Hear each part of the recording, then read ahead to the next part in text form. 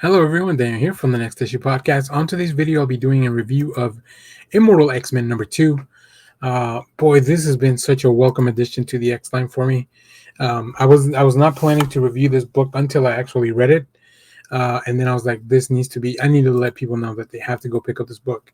Let's take a look at the creative team, and then we'll go more into what's going on in this book. This book is written by Kieron Gillen, Lucas Werneck on art, David Curiel on colors, and Clayton Cowles on letters, with a beautiful cover by Mark Brooks. So if, as I mentioned, first of all, there's a lot of implications here. Kieron Gillen is going to be writing the Judgment Day crossover between the Eternals, the X-Men, and the Avengers. So that's something that you definitely want to check and open this book for. Next, let's take a look at the Quiet Council, which will give you the big players of this book. So we have Professor X, Hope Summers, who just voted into the council, and Destiny, who has been recently brought back to life. Nightcrawler, Storm, Colossus. Storm is also the regent over Rocco. We have Exodus, Mr. Sinister, and Mystique, which I love their faction on there. And then we have the Hellfire Club, aka Spring, with Emma Frost, Sebastian Shaw, and Kate Pride. So yeah, very just a lot of really cool mutants. And the book starts off with a bang. In the last issue, we left off with Hope being voted into the Quiet Council. Now in this one, we have an emergency council meeting. Magneto's leaving the council means big shoes need to be filled. Selene also demonstrating her foot size by crushing the whole island beneath.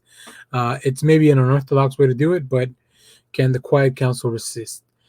So yeah, Magneto has decided to kind of just go away and retire, I guess. So what do you call it? And go read the X-Men Red Book for more of that. So yeah, in this issue, we see that Selene was not happy with the decision to vote in Hope Summers. So she leaves this giant monster that is affecting reality. Not only is it destroying the island, but it's affecting reality. And I love Werneck's facial expressions and the characters, and just the angles that it chooses to portray everything. Looking down here so you can see how massive this character is. And then on the other side, you have Selene just being just such a badass, whatever. Screw the mutants. I don't need them. I'll show them for not voting me in, right? And I think just Gillen just excels at writing snappy dialogue and snarky dialogue like that. And it all shows this pose of Professor X too, so exacerbated. It's just such a fun time. But then we get to the heroics, and Lucas Werneck just really killing it on that front as well. I love Hope because her powers are so cool. She gets to borrow powers and amplify them. But also she was trained by Cable, which is something that hadn't really come up because she was just being part of the Five, right? The people that those that are used to resurrect the mutants. But here she goes back to it. I even love this panel here with why did I stop carrying my gun? That she's been using since growing up. So yeah, big shenanigans ensue, and yeah, they want to kill this creature, but there's more to defeating this creature than meets the eye. I just want to point out one of the reasons I love Gillen's is because of stuff like this, just cheeky dialogue from the characters that really fits. Gillen's really good at finding the voices of these characters as they all try to meet inside the psychic realm as opposed to in person. Emma Frost always a little snarky comment to me, my Quiet Council, mocking Xavier. So yeah, this book is a lot of fun.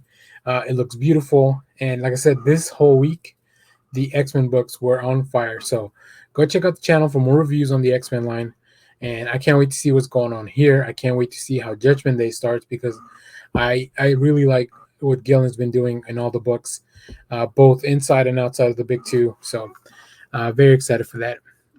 But let us know what you thought of this issue if you picked it up. What else are you reading from the X-Men line or any other Kieron Gillen books? And as always, thanks for watching, everyone. Remember to share, subscribe, hit the bell so you know when we go live. That is most Sundays, 10 a.m. Central Standard Time. And stay tuned because we have more comic reviews, trailer reactions, TV recaps, all that fun stuff. So as always, thanks for watching, everyone. Bye-bye.